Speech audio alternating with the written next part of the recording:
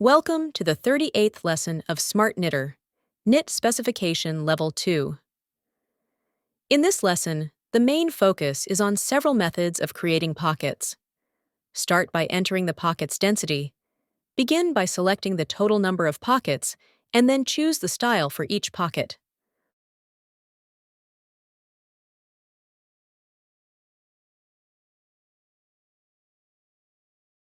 Once set, return to Knit Spec.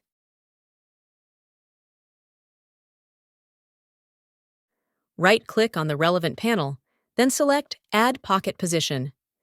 Choose the marking for the pocket position and repeat these steps to add positions for other pockets.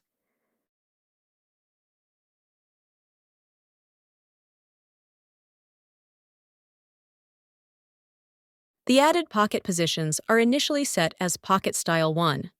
To switch the position from Style 1 to Style 2, right-click on the marker node and change it to Style 2. This marks the end of this class. Thank you for watching.